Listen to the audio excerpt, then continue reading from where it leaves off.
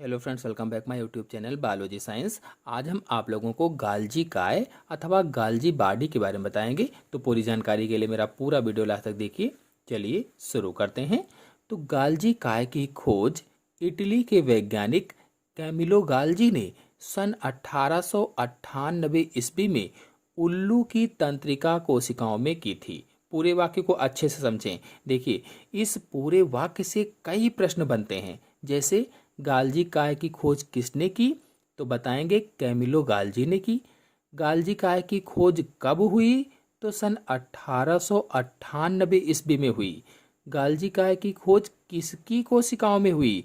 तो उल्लू की कोशिकाओं में हुई थी। और उल्लू की किन कोशिकाओं में? तो तंत्रिका कोशिकाओं में अथवा नर्व सेल में गाल्जी काय की खोज हुई थी।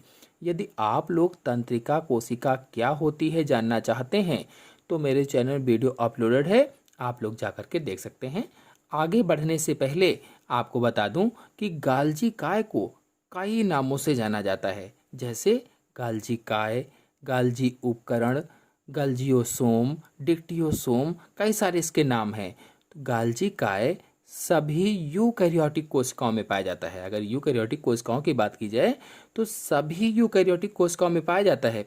लेकिन यहाँ पर लगा है, ब्रायोफाइटा और टेरिडोफाइटा के नर युग्मक परिपक्व चालनी कोशिकाओं में नहीं पाया जाता है। और इसी तरह से जंतुओं के लाल रुधिराणुओं तथा परिपक्व शुक्राणुओं में भी नहीं पाया जाता है। देखिए, इस पॉइंट से क्वेश्चन बनते हैं, यानी कंपटीशन लेवल के क्वेश्चन पूछे जाते हैं। क्योंकि ये कहा गया है कि गाल्जी काय सभी यूकैरियोटिक सेल में पाया जाता है, लेकिन कुछ यूकैरियोटिक होते हैं जिनमें नहीं पाया जाता है। जैसे ब्रायोफाइटा और टेरिडोफाइटा कहा गया है कि इसके जो नर युग्मक होते हैं उसमें, अथवा जो मेल गैमेट्स होते हैं उसमें नहीं पाया जाता है। और इन्हीं ब्रायोफाइटा व टेरिडोफाइटा की जो परिपक्व चालनी कोशिकाएं होती जो फ्लोएम में पाई जाती हैं, इन चालनी कोशिकाओं में भी गाल्जी काय नहीं पाया जाता है।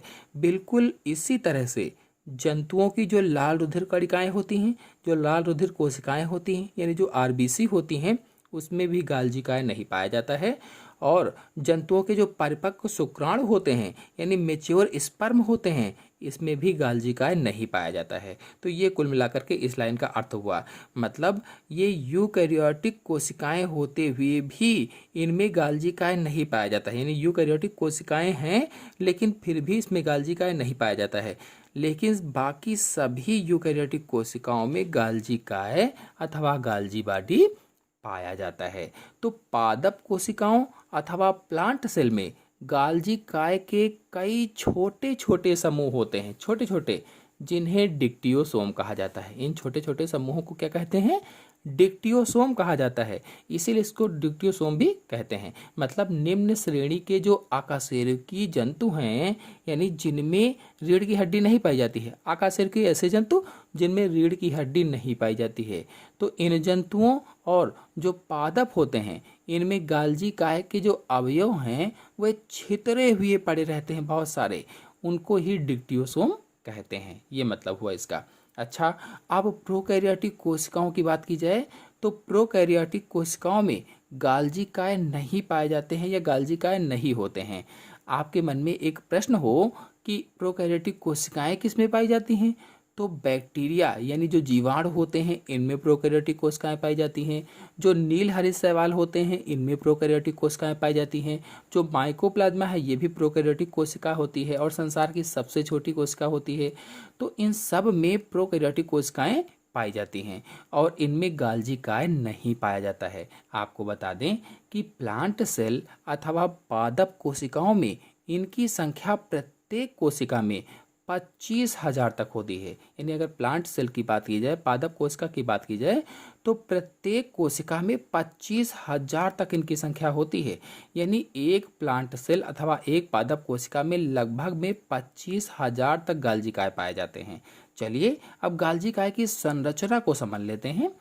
तो प्रत्येक गाल्जी काय चपटी मुड़ी हुई सिस्टर्नी का बना होता है। चपटी मुड़ी हुई, जैसा कि आपको चित्र में दिख भी रहा है। और इन सिस्टर्नी का जो बाहरी भाग है नलिकाओं की जाली जैसा होता है। जैसे नलिकाओं की जालियां होती हैं, बिल्कुल उसी जैसी नलिकाओं जाली जैसा लगा रहता है। जैसा कि आपको चित्र में दिख भी रहा है, प्रत्येक गालजी काय में कई समांतर परतें चट्टे के रूप में लगी हैं। जैसे चट्टा होता है, ईंट का चट्टा जैसा लगा रहता है, बिल्कुल उसे चट्टे के रूप में लगी हैं। बिल्कुल वैसे ही मुड़ी हुई चपटी समांतर परतें होती हैं और ये सिस्टर्नी यूनिट मेम्ब्रेन की बनी होती हैं। जो सिस्टर्नी हैं ये यूनिट मेम्ब्रेन की बनी होती हैं, मतलब ये प्लाज्मा मेम्ब्रेन की जैसी होती हैं, या कह लो कि एंडोप्लाज्मिक रेटिकुलम जो था उसकी यूनिट मेम्ब्रेन की जैसी होती हैं। और इनके साथ छोटी थैलियाँ या वेसिकल्स तथा बड़ी गोल रिक्तिकाएं भी होती हैं। चित्र में आप लोग देख रहे हैं कि छोटी थैलियां हैं जिन्हें वेसिकल्स कहा गया है, और जो बड़ी थैलियां हैं इन्हें वैक्यूल्स कहा गया है। सिस्टर्नी के उत्तल सतह पर गाल्जी के नए सिस्टर्नी बनते रहते हैं। जो इसकी उत्तल सतह है उसमें गाल्जी काय के नए सिस्टर्नी बनते रहते हैं, उनका निर्माण होता रहता है। तो उत्तल सतह का मतलब है उभरा हुआ भाग, यानी ये वाला भाग, यानी इस तरफ नई सिस्टर्नी बनती रहती हैं। इसी तरह से दूसरी सतह अगर देखा जाए तो दूसरी सतह यानी अवतल सतह पर सिस्टर्नी से वैक्यूल्स अलग होती रहती हैं। अब अवतल सतह का मतलब है अंदर की ओर धंसा वाला भाग, जो अंदर की ओर धंसा हुआ है, यानी इस वाले भाग में या इस तरफ वैक्यूल्स अलग होती रहती हैं। और आपको बता दें, इस तरह से गाल्जी काय में कुल 3 घटक होते हैं। 3 तरीके के घटक कौन कौन से? चपटी नलिकाएं जिन्हें सिस्टर्नी कहते हैं, गोल थैलियां जिन्हें वेसिकल्स कहते हैं, और धानियां या वैक्यूल्स। तो 3 घटक हो गए, 3 कंपोनेंट्स हो गए, सिस्टर्नी, वेसिकल्स और वैक्यूल्स। आपको बताते चलें कि इसके मैट्रिक्स में प्रोटीन, फास्फोलिपिड्स, एंजाइम, विटामिन और सेलुलोज फाइबर भरे रहते हैं। जो इसका मैट्रिक्स है, जो ये वाला भाग है, इसमें क्या होता है कि प्रोटीन्स, फास्फोलिपिड्स, एंजाइम, विटामिन और सेलुलोज फाइबर भरे रहते हैं। और बता दें कि गाल्जी काय को कोशिका का ट्रैफिक पुलिस भी कहा जाता है। जो गाल्जी काय है या गाल्जी बॉडी है, इसको कोशिका का ट्रैफिक पुलिस भी कहते हैं। क्यों कहते हैं पूछा जाए? क्योंकि यह कोशिका में प्रोटीन, एंजाइम तथा कोशिका कला के घटकों को या सेल मेम्ब्रेन के कंपोनेंट्स को विभिन्न प्रकार की थैलियों में बंद करके रखता है, इसीलिए इसको कोशिका का ट्रैफिक पुलिस भी कहा जाता है। चलिए अब गाल्जी काय के कार्यों को समझ लेते हैं। तो पहला कार्य है कोशिकीय पदार्थ का श्रावण एवं संचयन करता है। यानी जो गाल्जी काय है, जो गाल्जी बॉडी है, ये कोशिकीय पदार्थ का श्रावण एवं संचयन करता है। कहने का मतलब ये हुआ कि ग्लाइकोप्रोटीन्स है, लिपिड है, स्ट्रॉल्स है आदि का श्रावण और संचयन करता है। यानी यह कोशिका की सभी स्राव क्रियाओं को संबंधित करता है, नियंत्रित करता है। फिर नेक्स्ट है गाल्जी काय से लाइसोसोम का निर्माण होता है। जो गाल्जी काय है इससे लाइसोसोम बनता है, यानी लाइसोसोम गाल्जी काय से ही बनते हैं। और लाइसोसोम में कई तरह के हाइड्रोलिटिक एंजाइम पाए जाते हैं। फिर नेक्स्ट पॉइंट है शुक्र जनन में गाल्जी काय से एक्रोसोम बनता है। शुक्र जनन में गाल्जी काय से क्या बनता है? एक्रोसोम बनता है। अब एक्रोसोम क्या है? मतलब शुक्राणुओं का जो आगे का भाग होता है उसे ही एक्रोसोम कहा जाता है। तो यह गाल्जी काय के रूपांतरण से ही बनता है। फिर नेक्स्ट पॉइंट है कोशिका विभाजन के समय कोशिका पट्टिका का निर्माण भी गाल्जी काय से होता है। मतलब कोशिका विभाजन या सेल डिवीजन के समय कोशिका प्लेट का जो निर्माण होता है वो गाल्जी काय ही करता है। सेल प्लेट का निर्माण कौन करता है? गाल्जी काय ही करता है। कोशिका प्लेट का निर्माण गाल्जी काय ही करता है।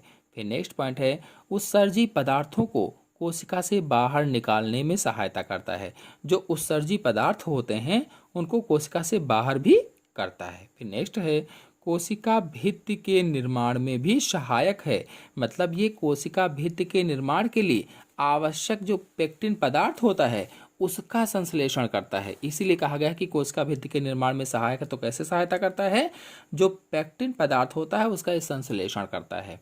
फिर नेक्स्ट पॉइंट है कोशिका के सभी स्रावी पदार्थ जैसे गोंद है, रेजिन है आदि का स्राव भी गाल्जी काय से होता है या गाल्जी बाडी से होता है, चाहे वो गोंद हो चाहे वो रेजिन हो। ये कोशिका के जितने भी स्रावी पदार्थ होते हैं इसे भी इसका स्राव कौन करता है, तो गाल्जी काय से ही होता है।